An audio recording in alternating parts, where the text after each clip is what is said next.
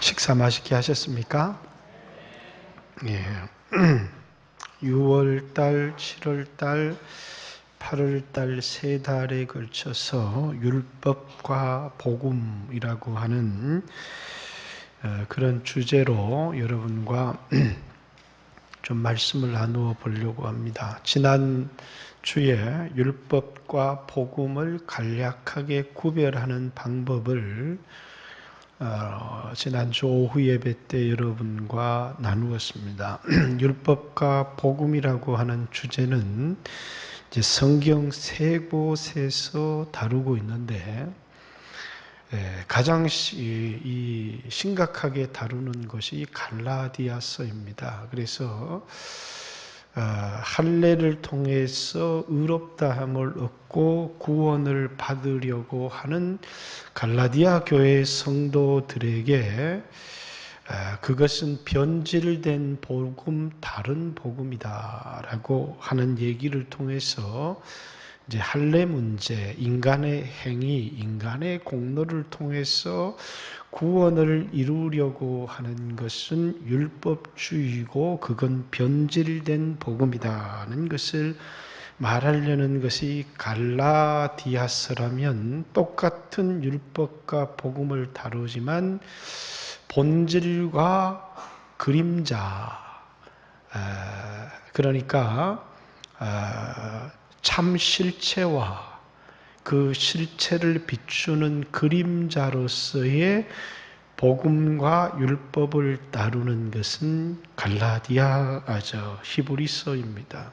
히브리서는 예수님이 세상을 창조하시는 창조주시고 죄를 정결케 하시는 대제사장이시고 하늘 보좌 우편에서 온 세상을 다스리시는 분인데 이 예수를 믿는 이 땅의 나그네 된 백성, 예수님을 믿는데 이 세상에 나그네 된 백성이라는 것은 돌아갈 본향이 있는 영원한 본향을 돌아가기를 기다리며 이 땅에서는 천막 가운데 나그네의 인생을 살아가는 사람들이 그들의 믿음의 위기를 만난 것입니다. 풍랑을 만났고 어려움을 만났을 때에 그들이 이 풍랑 앞에서 자신이 예수를 믿는 믿음을 배반하도록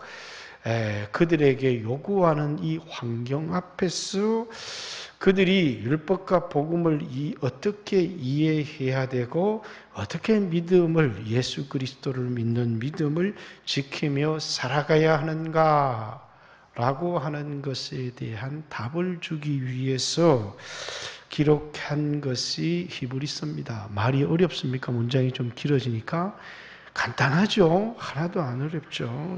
제 머릿속에는 하나도 안 어려운데 여러분들은 목사님이 뭘 얘기하는지를 잘 모르겠다 이렇게 얘기하면 곤란하다는 거예요. 그래서 오늘 아침에 그레코 로마형 얘기를 했습니다.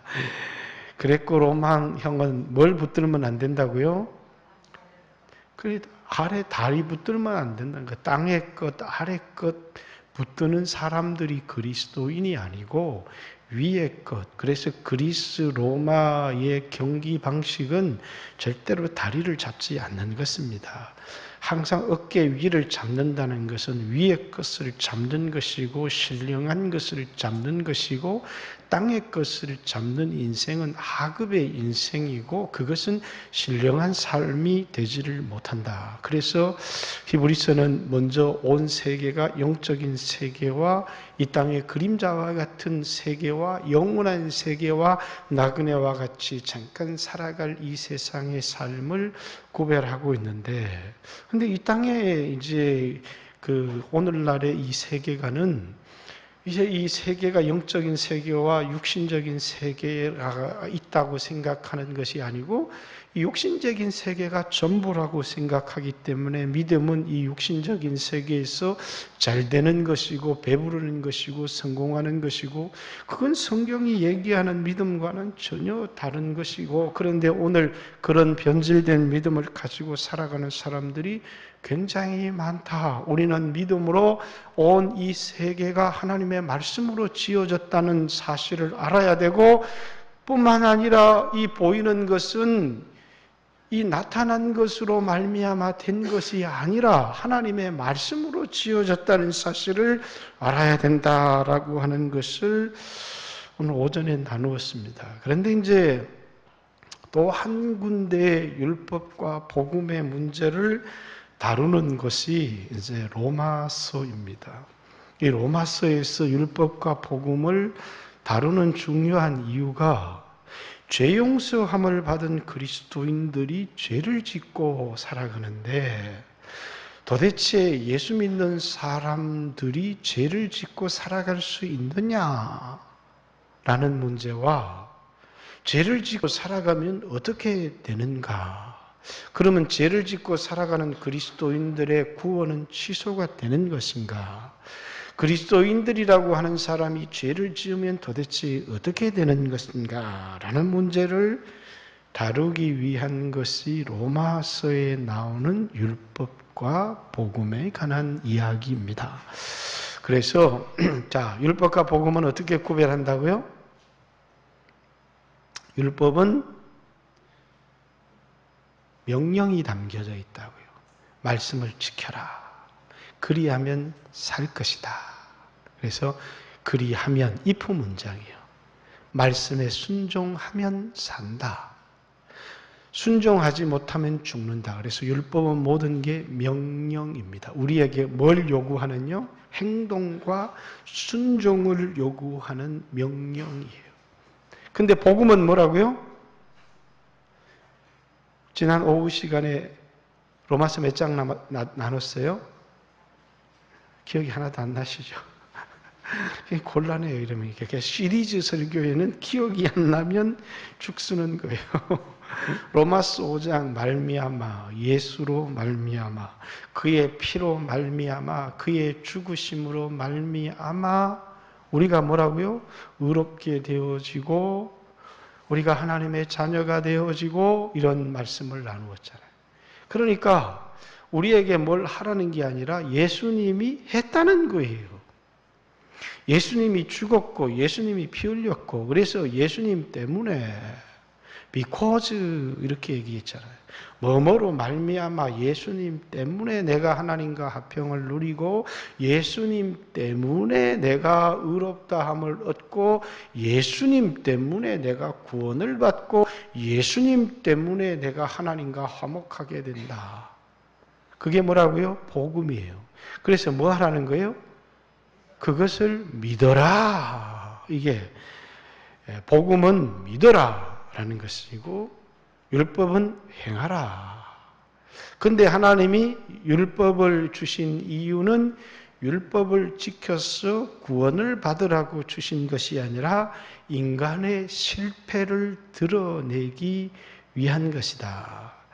예수 그리스도께서 이 땅에 오셔서 십자가에 죽으셨는데 그것을 믿는 순간에 율법이 완성된다. 그래서 로마서 10장 4절에는 예수님은 율법의 마침이 되시는 분이시다. 라는 얘기까지 지난주에 나누었던 얘기입니다. 이제 이해가 가셨어요? 율법과 복음이 구별이 가야 오늘 이 말씀 로마서 6장에 그러면 예수 믿는 사람은 죄를 지을 수 있는가라고 하는 6장 1절의 말씀에 보면 그런즉 우리가 무슨 말을 하리요?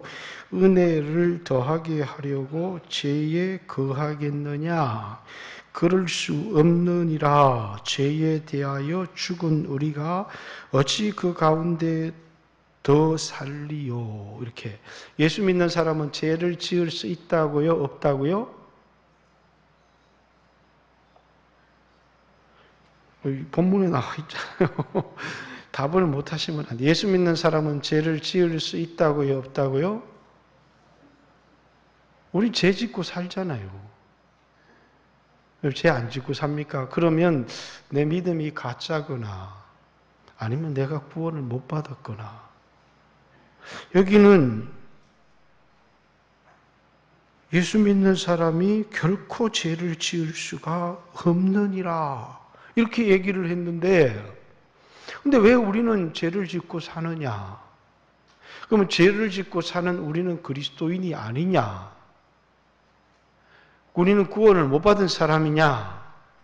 그러면 예수 믿는 사람도 죄를 짓고 살 수밖에 없느냐? 죄를 짓고 사느냐? 이런 문제에 대한 답을 로마서에서 주려고 하는 거예요. 여러분, 예수 믿는 사람이 죄 짓습니까? 안 짓습니까? 현실적인 얘기를 해보자고요. 죄 지어야 안 지어요? 지어요. 그래, 그렇게 얘기하면 정직한 거예요. 마치 죄를 안 짓는 것처럼 얘기를 하면 이게 상당히 수준은 있는 것 같은데 위선자가 되어버리고 만다 그 말이에요. 근데 여기에서는 그런즉 우리가 무슨 말을 하리요? 은혜를 더하게 하려고 죄에 거하겠느냐? 죄를 지을 수 있느냐? 그럴 수 없다. 이렇게 얘기를 했다는 거예요. 왜 그럴 수 없다. 이렇게 얘기를 하느냐면 우리는 어떤 사람이냐면 죄에 대하여 죽은 사람인데 어떻게 더 죄 가운데 살 수 있겠느냐? 예수 믿는 사람의 정체성을 이렇게 얘기를 하는 거예요. 우리는 죄에 대하여 죽은 사람입니다. 이렇게 얘기를, 옆 사람에게 인사 한번 하겠습니다. 우리는 죄에 대하여 죽은 사람입니다. 이렇게.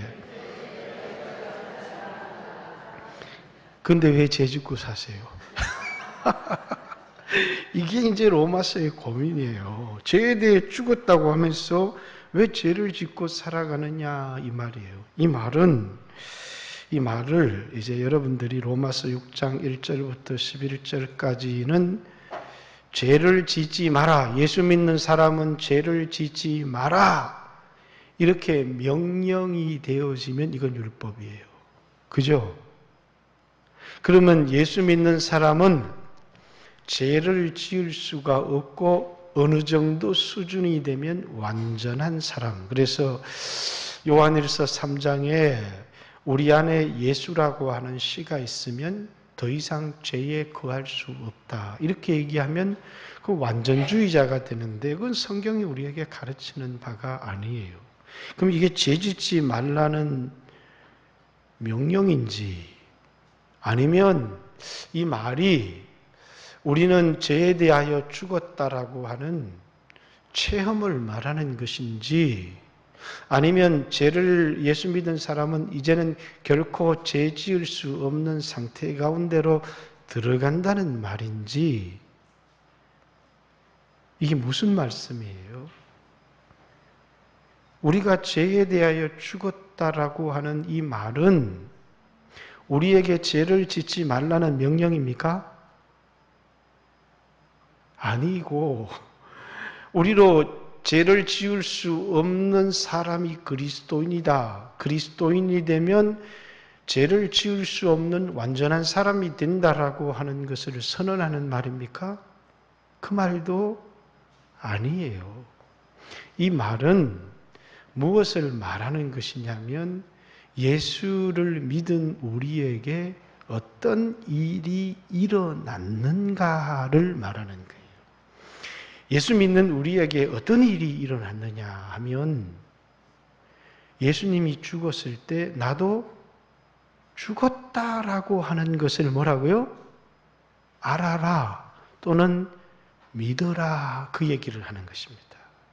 예수를 믿는다는 것은 뭐냐면 예수님이 십자가에 죽었을 때 너도 예수와 함께 죽었다는 것을 죄를 짓지 마. 그 말이 아니라 너는 죄에 대하여 죽었어. 그것을 믿어라 또는 그것을 알아. 라고 하는 얘기를 하는 거예요. 그 다음 보십시오.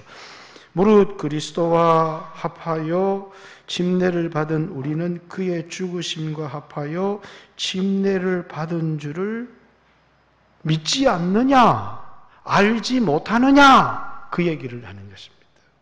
예수를 믿는다는 것은 내가 예수와 함께 죽었고 내가 예수와 함께 장사되었다는 사실을 믿어라.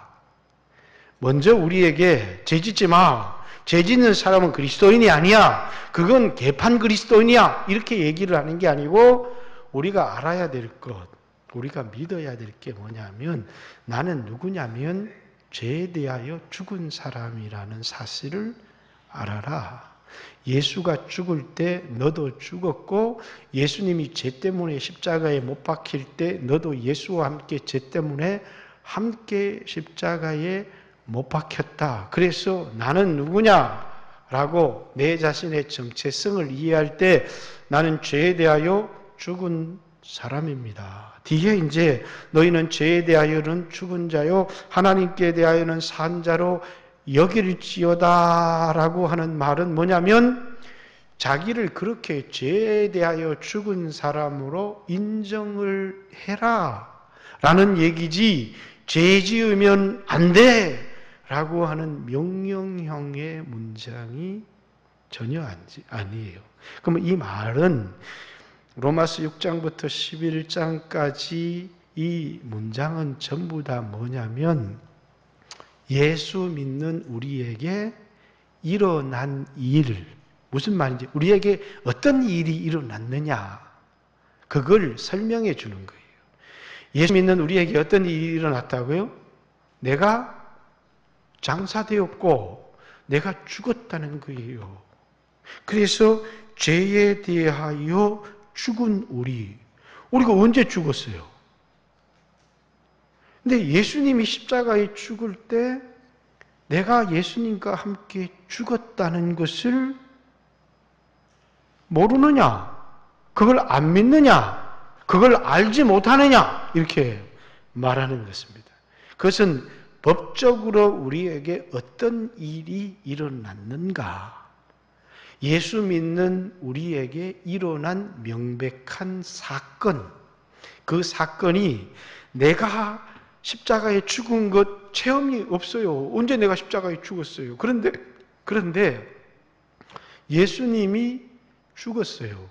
믿는다는 것은 내가 예수와 연합했다는 거예요. 그래서 이 말은 뒤에 보면 그리스도와 연합한 우리 4절에 그러므로 우리가 그의 죽으심과 합했다. 연합해서 침례를 받음으로 그와 함께 장사되었고 이는 아버지의 영광으로 말미암아 그리스도를 죽은 자 가운데 살리신 같이 우리를 또한 새 생명 가운데 행하게 하려 함이라. 그러면서 5절에 만일 우리가 그의 죽으심과 같은 모양으로 연합한 자가 되었으면 이렇게 얘기하죠. 우리 예수 믿는다는 것은 죄에 대하여 죽었다는 말과 예수와 연합했다는 말인데 그 연합했다는 말이 뭐냐면 예수님에게 일어난 모든 일이 나에게 일어난 일로 믿어라 그 말이에요. 연합이라는 말이 뭐예요? 예수님에게 일어난 일이 나에게 일어난 일이다. 그래서 이제 우리 집사람하고 저하고 부부입니다. 한 몸이에요. 그죠? 둘이 연합했습니다. 연합했다는 이야기는 이제 아내가 병이 걸려서 통증을 느끼면 내가 아야 이렇게 느껴야 연합이에요.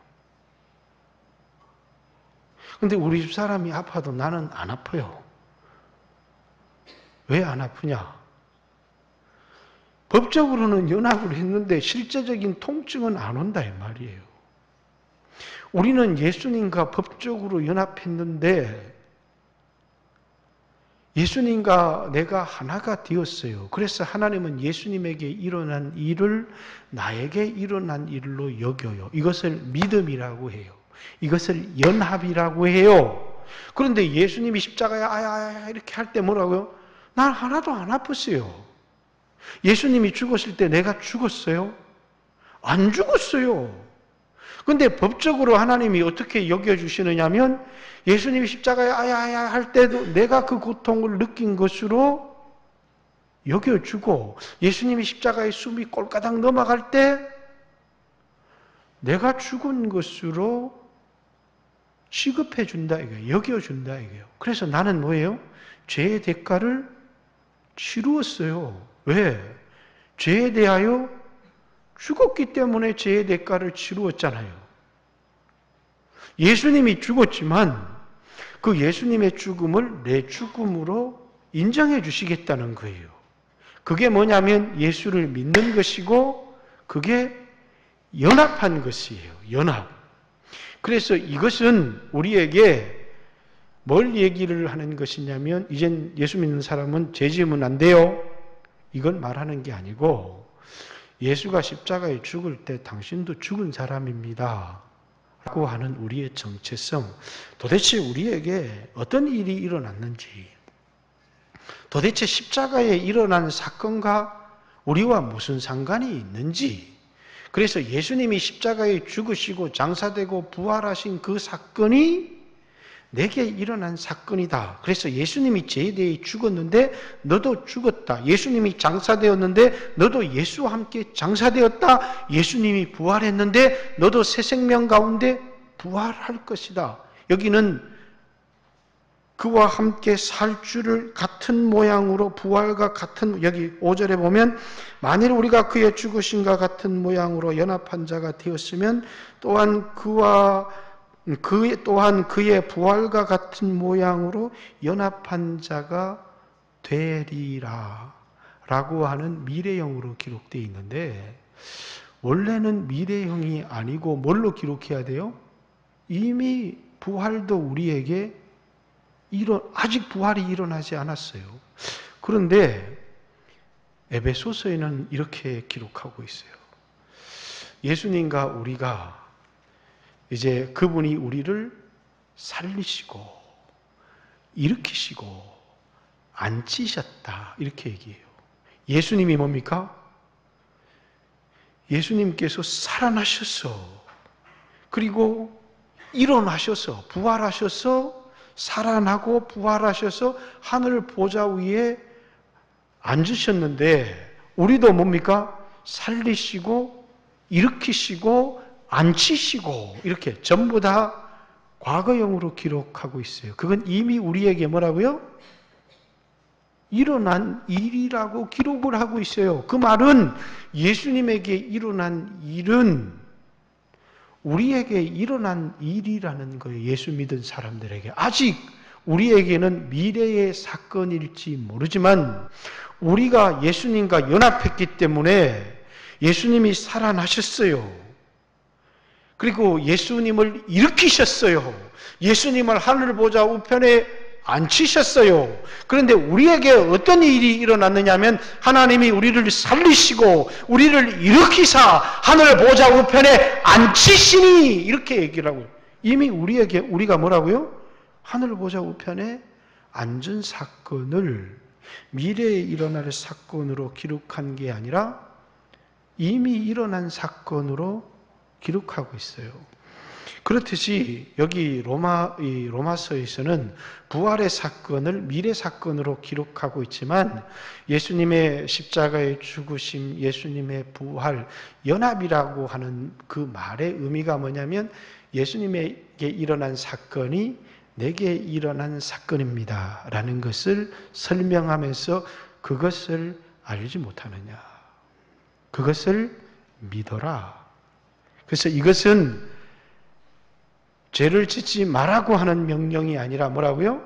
너희가 죄에 대하여 죽었다는 사실을 믿어라. 네가 장사되었다는 사실을 믿어라. 그래서 예수님께서 이렇게 우리와 연합하게 된 이유는 뭐냐면 너희가 옛 생명, 죽을 몸, 죄의 몸으로 살아가게 하려고 하는 것이 아니라 예수의 생명, 새 생명 가운데 행하게 하려 함이라. 이렇게 얘기를 하는 것입니다. 그럼 예수 믿는 사람은 뭐라고요? 새 생명 가운데 산다는 이야기지 죄를 안 지을 수 있는 사람이 되었다. 그 얘기는 아니에요. 그러면서 여기 12절에 보십시오. 자, 그러므로 너희는 죄가 너희 죽을 몸을 지배하지 못하게 하여 몸의 사욕에 순종하지 말고. 명령입니까? 되어진 일을 설명하는 겁니까? 예? 14절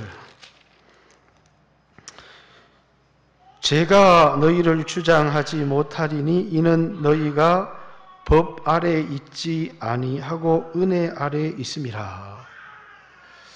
제가 우리를 주장하지 못한다. 제가 우리를 지배하지 못하는 이유가 우리가 율법 아래 있지 않고 은혜 아래 있다. 이 말은 법이 있어야 우리를 정죄할 텐데 우리는 법 아래 있지 않다는 거예요. 은혜 아래 있기 때문에 더 이상 법이 우리를 주장하지를 못한다.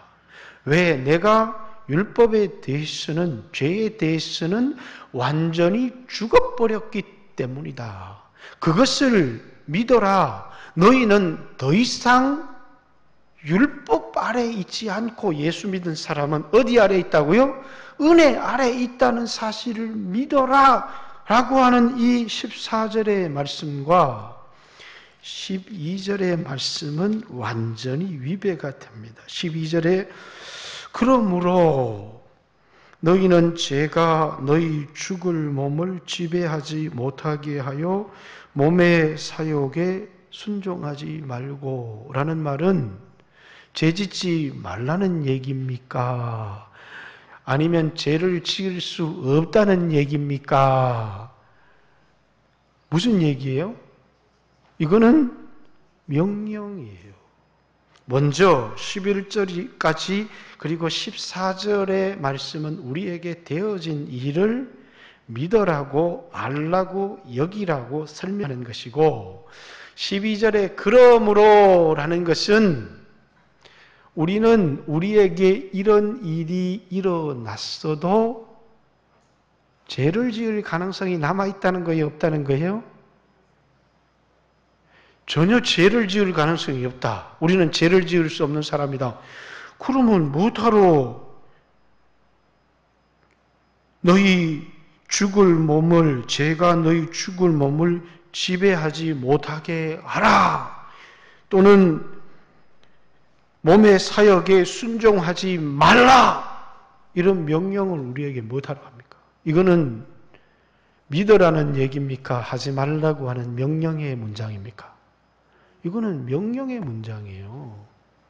그죠? 그래서 먼저는 여러분이 내게 일어난 일이 뭐냐? 우리가 믿어야 될 게 뭐냐면 예수가 죽을 때 내가 죽었고 예수님이 장사될 때 내가 장사되었고 그래서 내게 일어난 일이 뭐냐면 나는 죄에 대해서 죽은 사람이라는 것을 알아라.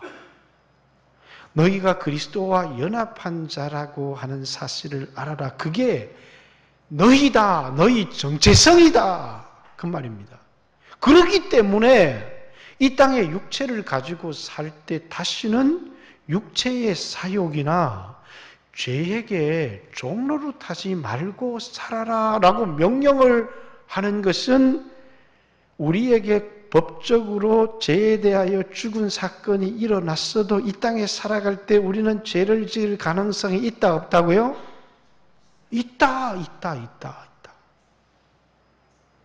그러면 그 죄를 지으면 어떻게 되어지는가는 이제 뒤에 설명을 하는 것입니다. 자, 여러분이 죄를 지으면 구원이 취소되나요? 취소 안 되나요? 구원이 취소되는 게 아니에요. 여러분은 죄에 대하여 죽었는데 여러분 안에 여전히 뭐가 남아있느냐 하면 옛사람이 남아있어요. 그 옛사람은 내가 옛날에 육신에 속하여 그리스도 예수께 속하여서 새 생명으로 살아가는 게 아니라 육신에 속하여서 육신대로 살고 옛날 관계, 옛날의 정욕대로 살아가는 사람이 여전히 내 안에 남아있어요. 나는 분명히 죄에 대하여 죽은 사람이요 그리스도와 연합한 사람인데 여전히 나는 죽을 몸 또는 이 몸을 죄의 몸을 가지고 살아가고 있고 이 안에 죄의 정욕이 남아있고 옛사람이 남아있는 것이 분명하다는 것입니다. 그래서 내가 죄에 대하여 죽은 자로 여기고 다시는 이 몸을 죄에게 불의의 병기로 드리는 삶을 살지 않고 이 몸을 의의 병기로 하나님께로 드리는 삶을 살아가면 좋겠으나 그러나 여전히 이 몸을 불의의 병기로 죄에게 드릴 가능성이 우리에게 남아있기 때문에 6장 1절부터 11절까지는 너희에게 이런 사건이 일어났다. 너희는 죄에 대하여 죽은 사람이다. 너희는 그리스도와 연합한 사람이다. 그것을 믿어라. 그렇게 알아라. 그러므로 다시는 너희가 죄에게 종노릇하지 말아라. 몸의 사역에 순종하지 말아라. 너희 몸을 불의의 병기로 드리지 말아라. 라고 하는 권면의 문장, 명령의 문장이 나와 있는 거예요. 사람이 아직도 나를 옛사람이다, 땅에 속한 사람이다 라고 생각하면 우리 자신을 어디에요? 여전히 옛사람대로 살아갈 것이고, 내가 그리스도와 함께 죽은 사람으로 여기고 살아가면 이 몸을 불의의 병기로 죄에게 드리는 게 아니라 의의 병기로 하나님께 드리는 역사가 일어날 것이고, 그래서 먼저는 우리에게 어떤 일이 일어났는지, 그리고 그것은 인간의 불순종이나 또는 인간의 어떤 잘못된 일을 말미암아 취소될 수 없는 하나님의 백성이 되었고, 우리는 죄에 대하여 죽은 자가 되었기 때문에 이제는 다시는 죄에게 종노릇하며 살지 말라고 하는 명령이 나와 있어요. 근데 이 명령을 지키지 않는다고 해서 구원을 취소하겠다라는 말이 아니에요. 그러면 예수 믿는 사람이 왜 죄를 지으며 살아갈 수밖에 없는지, 또 예수 믿는 사람이 왜 죄를 지으며 살아가면 안 되는지, 또 예수 믿는 사람이 죄를 짓고 살아가면 우리에게 어떤 일이 일어나는지를 설명해야 되는 거예요. 그걸 설명하기 위해서 로마서 뒷부분을 기록하고 있는 거예요. 결정적으로 로마서 8장에 그 부분을 기록하고 있어요. 다시 말해서 예수 믿는 사람은 죄를 지을 수 없다. 그러면 우리는 이런 고민을 해야 돼요. 그러면 내가 죄를 짓고 사는데 나는 예수 안 믿는 사람인가 보다. 아니면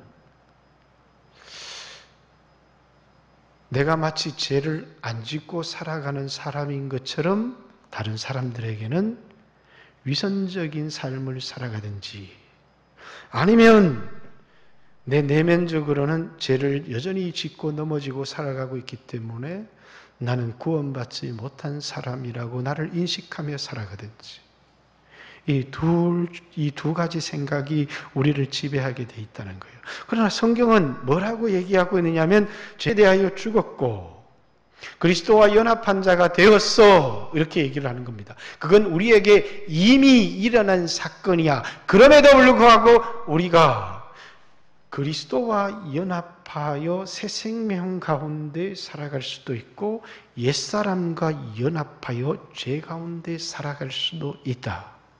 이런 일이 일어난 사람도 우리가 여전히 이 땅에 죽을 몸을 가지고 있고 죄의 몸을 가지고 있기 때문에 법적으로는 의롭게 되었지만은 우리에게 두 가지 삶의 가능성이 남아있다는 거예요.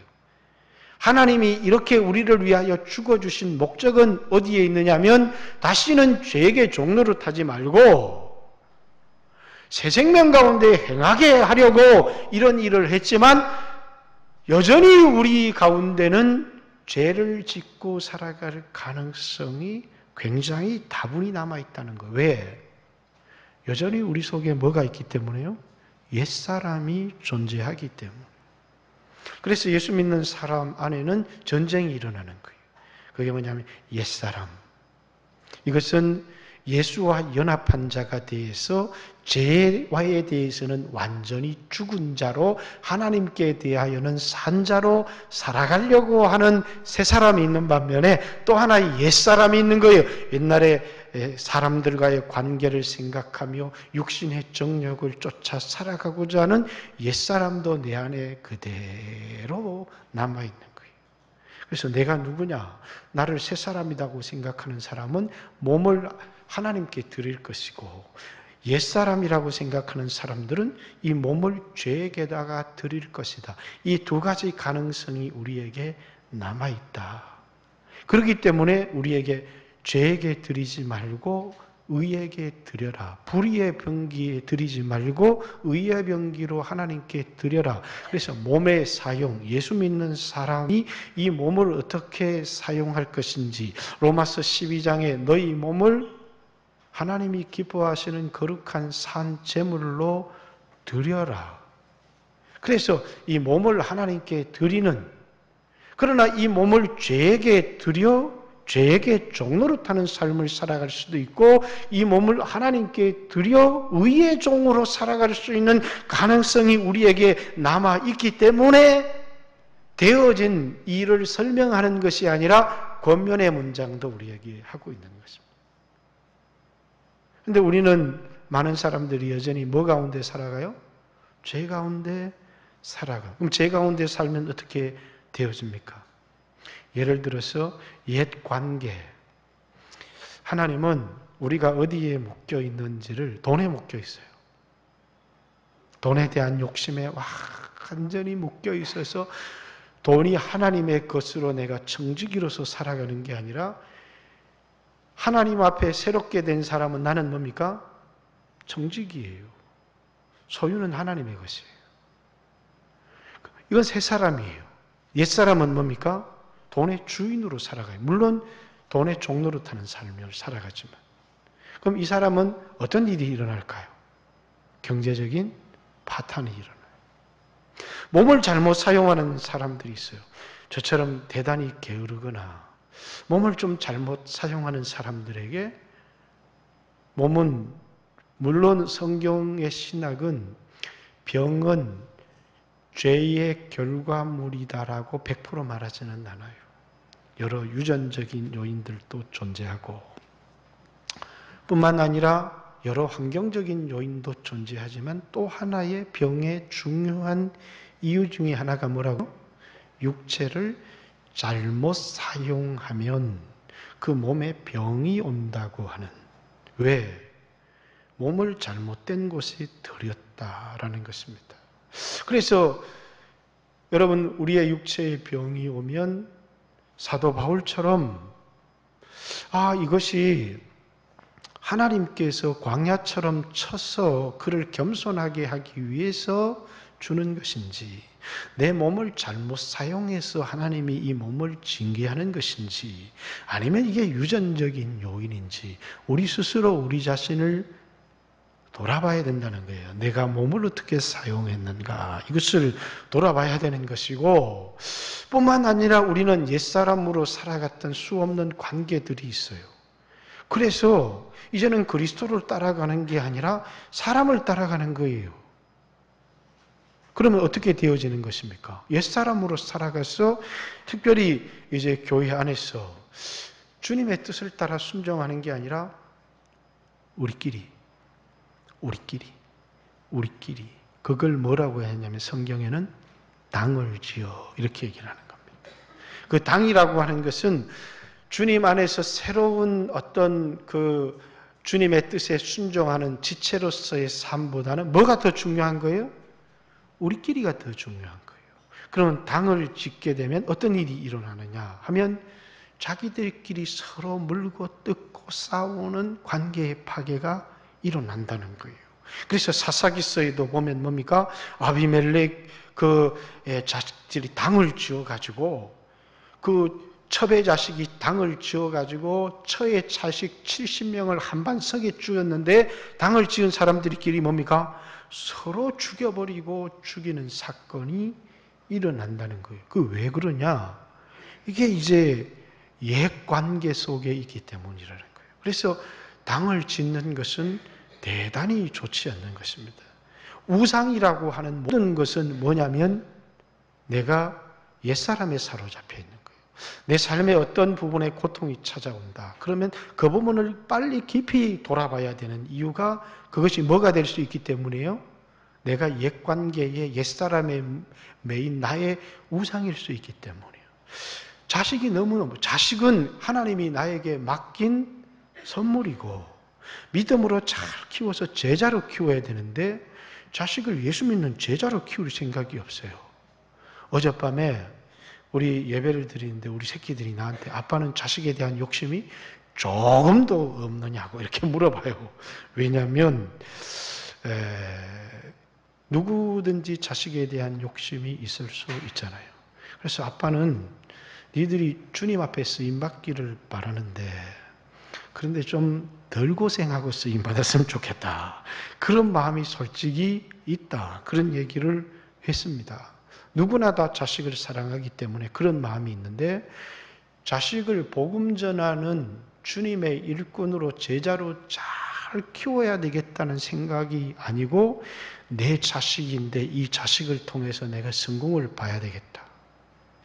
그 자식을 통해서 반드시 고통을 받게 돼 있는 거예요. 그게 왜 그래요? 우상 옛관계에 매여 있기 때문이에요. 그래서 히브리서 12장에는 믿음의 경주를 하는데 내가 매여 있는 그게 옛관계예요. 얽매이기 쉬운 죄와 모든 무거운 것을 벗어버리고 끊어버리고, 그 말은 벗어버리라고 하는 말은 옛사람을 벗어버리라는 것이고 끊어버리라는 것은 옛관계를 다 단절해버리라는 것입니다. 그리고 뭡니까? 주님을 따라가기 위해서 우리 앞에 당한 경주를 경주하며 믿음의 주요 온전케 하시는 이인 예수를 바라보자. 이게 뭡니까? 믿음으로 살아가는 삶이라는 거예요. 우리는 믿음으로 살아가는 삶이 아니라 옛사람을 성공시키기 위해서 믿음을 이용할 때가 굉장히 많아요. 그래서 많은 사람들이 예수를 믿어도 고통을 받고 어려움을 당하고 주님의 일을 하다가 주님의 영광을 위하여 고통받는 게 아니라 죄 때문에 징계를 받는 경우들이 굉장히 많이 있다라는 사실이에요. 그것은 뭡니까? 애매한 예수 그리스도께 속했기 때문에 받는 고난은 기뻐하고 즐거워해야 되지만 죄 때문에 받는 애매한 고난은 받지 않도록 해라라고 이 베드로 전서의 베드로가 우리에게 권면하고 있습니다. 자, 여러분, 복음과 율법, 먼저는 로마서의 앞에 나와 있는 알라, 여기라라는 말은 예수 믿은 우리에게 어떤 일이 일어났는지를 알아라. 너는 누군지, 너는 죄에 대하여 죽은 사람이다. 근데 왜 계속 죄와 매여 있느냐? 너는 옛 관계에서 끊어진 사람이다. 그런데 왜 옛 관계에 계속 매여 있느냐? 너는 장사된 사람이다. 근데 자기는 장사가 안 된 거예요. 거기에 매여서 그것을 위해서 살아가는 거예요. 그게 뭐라고요? 우상이고 잘못된 삶이라는 거예요. 네가 누구인지를 알아라. 너는 죄에 대하여 죽었고 그리스도와 함께 죽었고 그리스도와 연합했고 장사되었는데 옛 관계, 옛 사람에게 매여서 살아가면 그거는 죄의 종노릇하며 살아가는 삶이다 라는 것을 우리에게 이야기를 합니다. 그렇다고 해서 부모를 공경하지 말라, 남편을 버리라 이런 얘기를 하는 것이 아니라 때때로는 뭡니까? 그리스도 안에서 부모를 공경해야 되죠. 그래서 부모와 주님을 따르는 새 삶 가운데 갈등이 일어날 때는 뭡니까? 주님을 따르는 삶을 마태복음 10장에는 내 부모를, 내 자식을 나보다 더 소중히 여기는 사람은 하나님의 나라에 합당하지 않고 자기의 목숨을 나보다 더 소중히 여기는 사람도 하나님의 나라에 합당하지 않고 자기 자식도 나보다 더 소중히 여기는 사람은 하나님의 나라에 합당하지 않고 이렇게 합당하지, 제자로서 합당하지 않을 때 부모나 자식이나 전토나 자신의 목숨까지도 부인하고 나를 쫓아야 될 것이라고 제자의 삶을 언급하고 있는 것입니다. 우리에게 가장 소중한 관계는 뭐라고요? 주님과의 관계라는 것입니다. 우리는 주님과 연합하게 되었고 그래서 이 삶을 가르치기 위해서 이렇게 얘기를 하는 겁니다. 결혼은 주님과 우리의 관계를 설명하기에 굉장히 좋은 관계인데 우리가 옛날에는 부모 밑에 살았습니다. 그런데 결혼을 해서 아내와 연합하고 남편과 연합해서 새로운 관계를 이루었습니다. 중요한 게 뭐예요? 부모를 떠나는 것이죠. 부모를 떠나지 않으면 남편과 연합이 안 된다 그 말이에요. 부모를 공경해야 하지만 뭐 해야 된다고요? 떠나라는 것입니다. 떠나라. 그렇듯이 우리가 예수님을 섬길 때 예수님과 연합한 자가 되었다라는 이야기는 그러면 남편도 버려버리고 자식도 버려버리라는 이야기가 아니고 뭐라고요?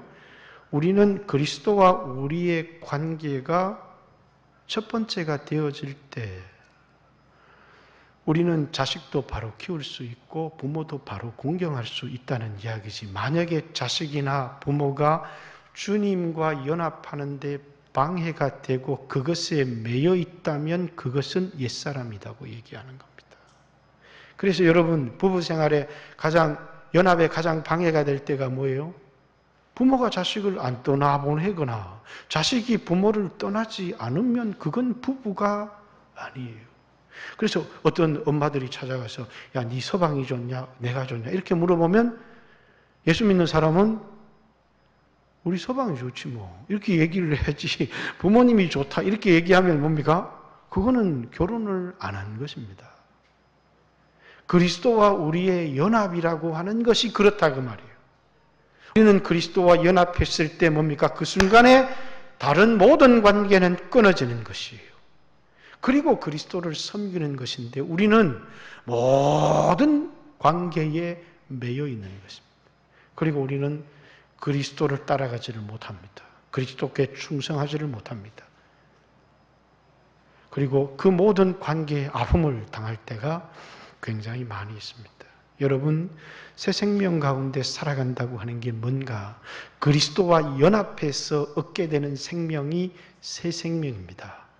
그리고 이 새 생명은 오직 그리스도 제일주의, 그리스도와 완전히 연합했을 때 우리에게 부여되는 것입니다. 그러나 그리스도와 연합한 자가 되었음에도 불구하고 그리스도와 연합한 자로 살지 아니하고 세상과 연합한 자로 살아요. 그러면 그것은 옛사람 가운데 살아가는 삶이다. 그래서 너희는 그리스도와 하나가 되었다, 연합했다, 그래서 너희에게 새 생명이 주어졌다. 그런데 어떻게 옛관계 속에서 매여서 살아갈 수 있겠느냐? 이렇게 얘기를 하고 있는 것입니다. 오늘 여러분의 삶은 어떻습니까? 이렇게 우리의 삶을 진단하니까 오늘 우리는 그리스도와 관계가 얼마나 중요한지, 내게 일어난 일이 어떤 일인지, 그냥 예수 믿었어, 내가 부자 되고 예수 믿었어, 내가 구원받고, 그런데 예수를 믿는다라고 하는 게 뭔지, 그리스도와 내가 완전히 하나가 되어버렸다는 것의 의미인데 우리는 그리스도를 적당히 따르면서 옛관계를 소중히 여긴다는 것입니다. 이 관계가 깨질 것 같으면 주님에게서 멀어지고, 그리고 별로 관계가 없을 것 같으면 주님과 가까워지는 것 같지만 항상 무엇이 우선이냐, 이것은 우리에게 굉장히 중요한 문제다. 오늘 시간이 많이 지나서 여기까지만, 다음 주에 또 이 바탕 위에서 또 다른 이야기를, 율법과 복음에 관한 이야기들을 좀 나누어 보겠습니다. 오늘 우리의 삶을 한번 돌아보겠습니다. 나는 여전히 율법 밑에서 살아가고 있는가? 옛사람의 종노릇하면서 살아가고 있는가? 나는 죄에 대하여 죽은 자요, 세상에 대하여는 끊어진 사람이요, 그리스도 안에 새 생명을 얻었고 예수 안에 새로운 관계를 가지고 살아가는 사람인지 우리 자신을 한번 돌아보고 기도했으면 좋겠습니다. 주여 하신 후에 같이 한번 하나님 앞에 기도합니다. 기도드리겠습니다. 주여